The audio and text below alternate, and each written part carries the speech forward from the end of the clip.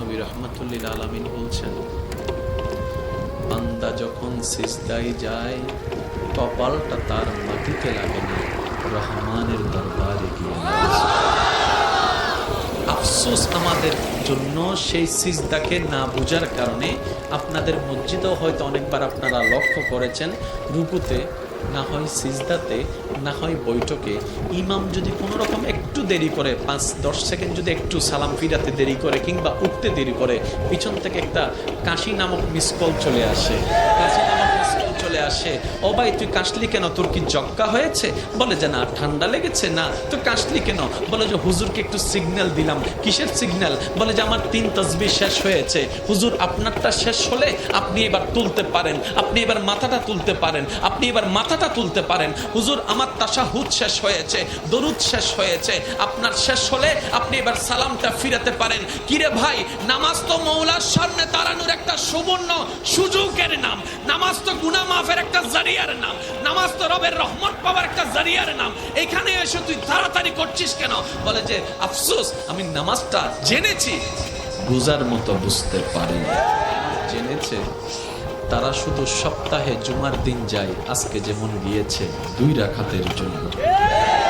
আর যারা নামাজ বুঝতে পেরেছে তারা তো 5 ওয়াক্ত পড়ে পড়ে হাজার ব্যস্ততার মধ্যে রাতের ঘুমটাকে হারাম করে গভীর রাতে তাহাজ্জুদ নামাজে দাঁড়াইয়া যায়।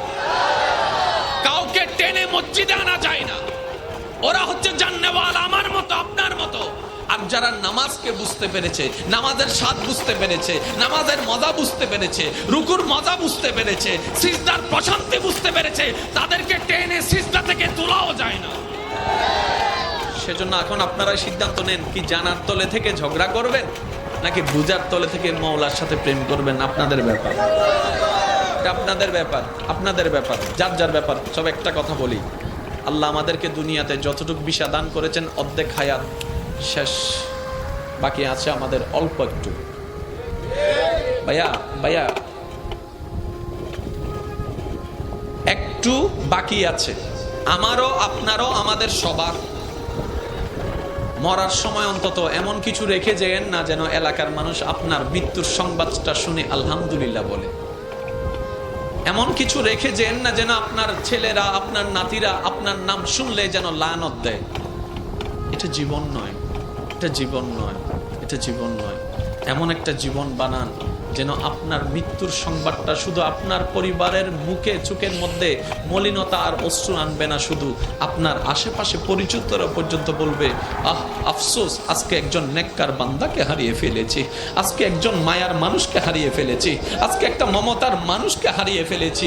যেভাবে সিদ্দিকে আকবর দুনিয়ার থেকে যাওয়ার পরে জগৎ কান্না করেছে, ফারুকে আজম যাওয়ার পরে জগৎ কান্না করেছে, ওসমান ও আলী যাওয়ার পরে জগৎ কান্না করেছে, ইমাম হোসেন কারবালায় শহীদ হওয়ার পরে 2005 সালে চট্টগ্রামের মানুষ পর্যন্ত কান্না করছে। আল্লাহ